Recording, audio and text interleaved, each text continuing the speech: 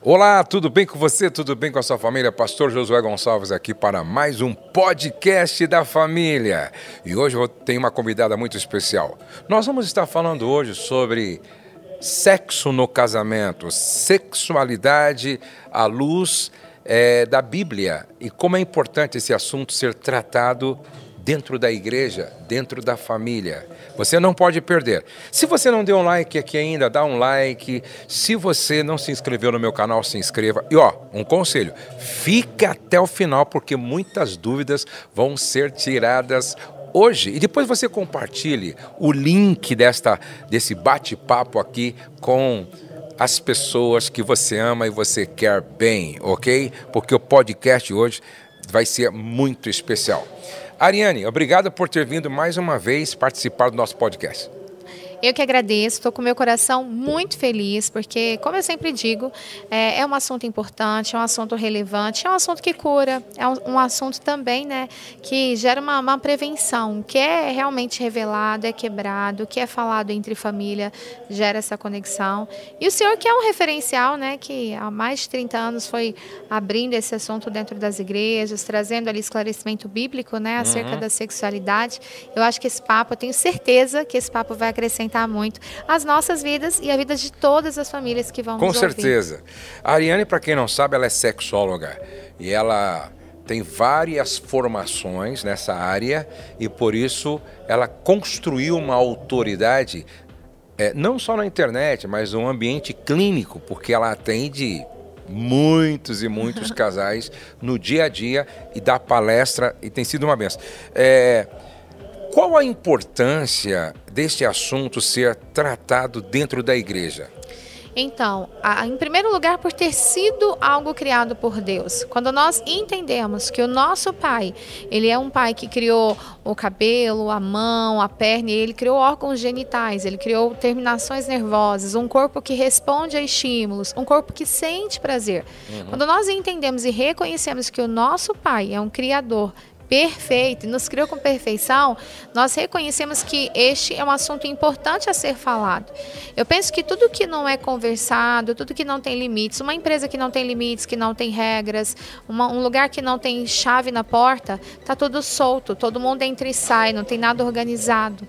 E as coisas, os assuntos sexuais dentro da igreja, na família, são assuntos que precisam ser falados da maneira correta, impondo limites, organizando, esclarecendo, porque onde há dúvida, há dor. Na maioria das vezes, né? A gente não pode generalizar. Exatamente. Mas eu percebo até, inclusive, nas falas do senhor, que eu aprendo muito com o senhor, enfim, nós percebemos que quando não é falado, as coisas ficam soltas. Exatamente. Tudo frouxo, assim, desajustado. E é algo que precisa ser dito até para que a igreja, para que as ovelhas, a família, o filho, o pai, a mãe, o avô, a avó, saibam lidar com as dificuldades. Por exemplo, quando um pai pega uma criança de 3, 5 anos, né, mexendo no genital, quando a criança mexe nesse genital, quando a criança começa a se estimular. É uma criança, ela não tem repertório sexual. Mas o adulto com a visão sexual, ele vai lá e às vezes corrige da maneira errada. Tem que ser corrigido, tem que ser orientado, sim. Mas quando não se fala isso dentro da igreja, quando não se fala, não se tem uma orientação clara sobre isso, no ambiente familiar, a mãe e o pai, eles não estão preparados para lidar com essas cenas, né? Você acha que a grande dificuldade de muitos casais hoje de se ajustarem sexualmente tem a ver com a maneira errada como foram educados ou por não terem sido educados em casa? Pastor Josué, eu acredito que os dois. Tem a ver muito com a cultura, com a forma que foi criado, mas os dois têm muita relevância, porque a gente lidar com dois tipos de ambiente normalmente. Existem vários, vou citar dois diante do que o senhor me falou. Aquela pessoa que não foi educada sexualmente, ou seja, o assunto sexual nunca aconteceu, de repente ela se casa, foi criada na igreja, mas se casa e se depara com iniciar uma vida sexual sem nenhum tipo de instrução. Então, aquela pessoa está perdida, sem rumo, há pouca informação que tem, infelizmente, foi informações que às vezes chegaram através do mundo mesmo, né? Enfim, da internet. E tem a pessoa que foi educada de forma errada. extremamente oprimida, corrigida de forma errada, exposta muitas vezes, né, a correções com agressividades físicas, agressividades verbais. Então, por exemplo, um pai que pega uma cena de um adolescente se masturbando e o pai oprime, corrige, às vezes bate, às vezes põe para a igreja inteira, às vezes começa com uma situação de orar na cabeça do menino, repreendendo o demônio, como eu já ouvi várias coisas. A criança fica assustada, isso pode gerar um bloqueio na sexualidade daquele indivíduo. Então tem vários fatores. Eu acho que hoje, né, para a honra e glória de Jesus, usando a sua vida, usando a vida de várias pessoas, né, a sexualidade ela tem sido mais esclarecida na igreja, nos ambientes familiares. Falta muito, mas nós já estamos alguns passos, né, à frente do que era há 30 anos atrás. E eu acredito que o falar e o esclarecer, isso é como uma prevenção. Eu costumo fazer uma analogia muito engraçada. É como uma injeção. A gente toma uma vacina e dói. Uma antitetânica, por exemplo, você vai sentir a dor. Então, o assunto sexo constrange às vezes. Vai gerar uma vergonha. Ai, Deus, como assim? Um incômodo. Mas depois, a pessoa está imunizada. No mínimo, ela está sendo tratada, está sendo imunizada. Então, eu acho que sim, o adulto hoje, ele sofre, alguns, né, uma sexualidade mal resolvida, não tendo prazer, não se entregando, não sabendo lidar com uma disfunção, pelo simples fato de não ter a informação ou de ter tido a informação errada. Exatamente. E aí, os pais precisam entender isso, né? Por exemplo, os meus filhos, tanto o Pedro, que está aqui com a gente, quanto o Douglas, quanto a Letícia, eles ouviram no ambiente da nossa casa, certo, sobre sexo e sexualidade. Eu conversei com o Pedro, conversei com o Douglas, a Rose conversou com a Letícia. Então, quando eles se casaram, eles tinham a informação correta. E aí eles não tiveram os problemas que muitos tiveram. E aí os pais precisam buscar conhecer um pouco para poder responder às perguntas dos filhos. Eu me lembro que eu ajudei uma mulher que tinha uma jovem senhora, dificuldade na relação sexual, porque a mãe dela, sendo frustrada sexualmente, plantou na mente dela uma mentira que se tornou uma verdade. E aí impedia que ela fosse realmente feliz na área sexual. Mas agora, qual é a maior dificuldade das mulheres? Você atende muitos casais lá na sua clínica e hoje online também. Qual é a maior dificuldade das mulheres em relação aos maridos quando se fala de desajuste sexual? Então, hoje, uma demanda muito grande que a gente tem em ambiente clínico é o desejo hipoativo, falta de desejo sexual, falta de vontade de ir para o momento de intimidade. Existem vários fatores, né, que levam a esse ambiente de desajuste sexual, de baixa de libido, de não ter orgasmo, de não ter prazer, de não ter lubrificação. A gente sempre coloca, pastor, que a sexualidade de um indivíduo é como se fosse uma mesa. Ela precisa de ter os 4 pés em equilíbrio, em sintonia. Então, o primeiro pé é um ambiente emocional. O que eu penso sobre sexo, né? Como eu vejo o ambiente sexual, o que eu tenho construído ali, né? Então, a mente, a gente chama de memória afetiva sexual. Esse é o primeiro pezinho da mesa, né? Interessante. O segundo pé da mesa é a saúde física. Então, essa mulher ou esse homem que tem alguma disfunção, o intestino funciona, bebe água, dorme bem. Como que está a vitamina B, né? Vitamina B12, vitamina D, testosterona, como estão os hormônios, né? E isso é muito sério. Depois o outro pé é a saúde íntima, saúde genital. Então a gente envolve ali a saúde gênito e gênito-pélvica. Então tem que avaliar como que está a força do assoalho pélvico, tem que avaliar como que está o entumecimento peniano, irrigação, a saúde do órgão genital desse homem ou dessa mulher, do aparelho reprodutor, sabe?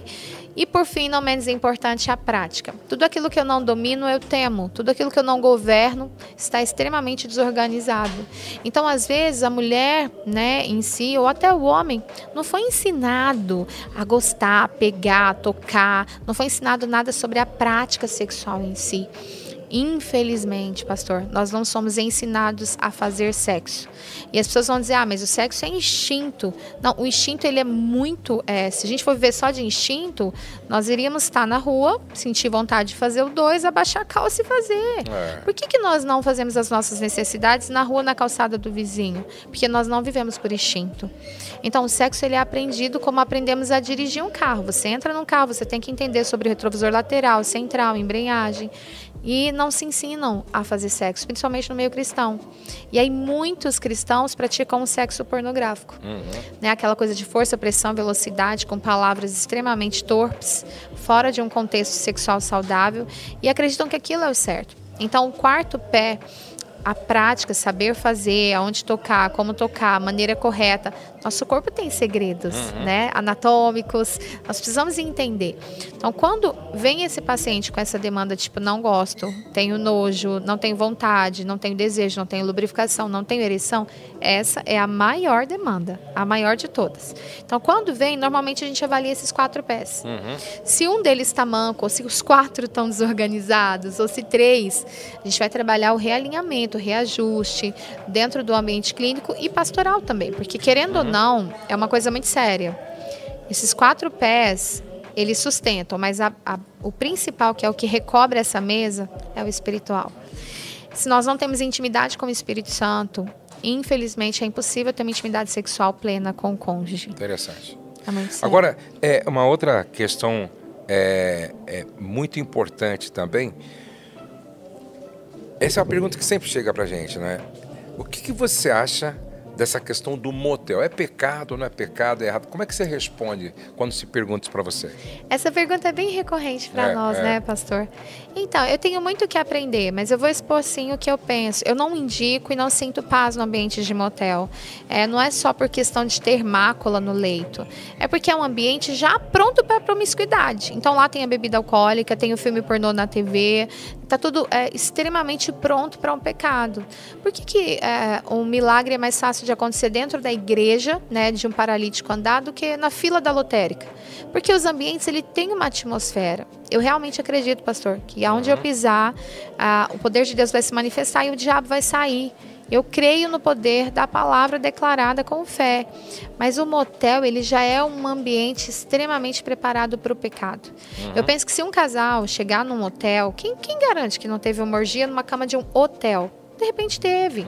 Mas se de repente eu chego naquele hotel e eu consagro, eu acredito que é algo mais leve, entende? E não é um ambiente que foi preparado com aquela intenção, né? Não, não foi. Exato. Não foi preparado para aquilo. Agora, o motel realmente... Eu também não sinto paz e eu acho que não é o melhor lugar para um cristão, né? Não é o melhor lugar para o cristão. Agora, é interessante que uma outra pergunta que sempre vem no quarto de um casal cristão, vale tudo? Isso é muito sério, tá? Porque essa pergunta, pastor, eu vivi vários conflitos com pessoas que, logo no início, há 10 anos atrás, pessoas cristãs que vinham me julgar. Mas como assim? Você é uma mulher de Deus falando de sexo? Por que você está estudando isso? Enfim. E nessa época, eu fiz um cursinho básico de teologia para aprender algumas coisas. E eu acabei ficando muito confusa, porque eu pensei, poxa, eu vou fazer esse curso de teologia, vou entender tudo sobre sexo na Bíblia. Eu saí mais confusa do que eu entrei, e eu procurava alguns teólogos para conversar sobre sexualidade, e eu falava, gente, mas como assim? Cada um tinha uma visão, né? E eu orei a Deus, eu fiquei em conflito comigo e com o Espírito Santo. Eu falei, Deus, me dá clara resposta sobre o que pode e o que não pode. Nessa época eu tive um sonho bem confuso, estranho, mas o Senhor foi se revelando. Então, aonde eu piso, quando eu recebo essa pergunta, eu falo das 3 peneiras. Então, as peneiras, como se fossem 3 filtros para coar um suco. Então, sempre que dá uma vontade de fazer uma coisa na relação sexual, uma fantasia, um fetiche, passa pelas 3 peneiras. A primeira peneira é o comum acordo. E aí a Bíblia traz, né, o versículo, como podem andar 2 juntos sem estarem em comum acordo. Então, sentem e conversem. O comum acordo deve acontecer não em estado de excitação, mas em um estado de harmonia. Então, senta, às vezes está dentro do carro, indo para algum lugar, de ladinho ali, não vai ter muita vergonha porque não está olho no olho, e fala, olha, eu tenho um desejo de fazer isso ou isso, o que você acha? Então, tem que estar de acordo, e o acordo tem que acontecer antes do momento sexual. A segunda peneira para filtrar esse fetiche, essa fantasia, é o prazer para os dois. Porque se dentro de um ato sexual teve o acordo, mas vai para a relação e um tem dor, sangra, ânsia de vômito e um está sendo ferido físico ou emocionalmente, Deus não está nisso. Ambos têm que ter prazer com aquela prática, né? Ambos têm que ter prazer com aquele movimento sexual. E a terceira peneira e a última, e não menos importante, é a paz. O que é paz? Paz é resposta de Deus, né? Às vezes a gente vai fazer uma oração e não vai o céu se abrir, né? Os anjos descer, mas o Espírito Santo vai se revelar, enchendo o nosso coração de paz, né? Ou tirando a nossa paz. Porque algumas coisas, não é, pastor? Às vezes a gente chega num ambiente e o coração fecha, dá vontade de sair. Então é muito, muito importante sentir paz. Então eu acho que basicamente é isso. Vale tudo entre quatro paredes? Pensa, tá de comum acordo? Tem prazer para os dois sentem paz. Se passou pelas três peneiras, eu não tenho como julgar. Não é antibíblico, né? Não tá... E sobretudo, a Bíblia diz, quer comais ou bebais, façam tudo para a glória do Senhor. E essa é uma pergunta interessante. Está trazendo glória para Deus isso? Deus está sendo glorificado nisso? Eu creio que essa é uma pergunta que a gente tem que fazer sempre. Para a gente mesmo, né? Isso aqui está trazendo glória para Deus? Está glorificando o nome do Senhor? Não. Então eu não devo fazer. Não é verdade? Glória a Deus. Agora, existem muitas outras dúvidas, não é? Por exemplo, muitas mães perguntam qual é a idade ideal para começar a falar de sexualidade e sexo para os filhos? Então, isso é fantástico, porque quando uma mãe se preocupa com isso, eu já fico feliz. Eu já fico em festa. Claro.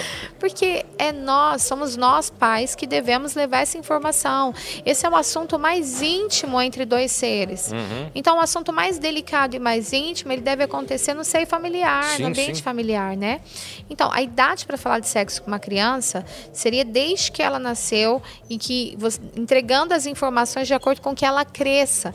Não necessariamente sobre sexo, mas sobre a sexualidade em si. Porque sexo é uma coisa, mas sexualidade é muito amplo. Gente, um tocar na mão é um ato sexual. Você falando de sexualidade e não de sexo homem e mulher. Então, assim, o que a gente entende comprovado cientificamente pela psicologia, por estudos relacionados ao desenvolvimento psíquico de uma criança? A criança, a partir dos 6 anos de idade completos, ela já tem preparo cognitivo mental para aprender o que é sexo. A partir de 6 anos de idade ela já tem esse preparo. Mas vai da cultura familiar e da forma que esses pais vão falar. Como que a gente orienta?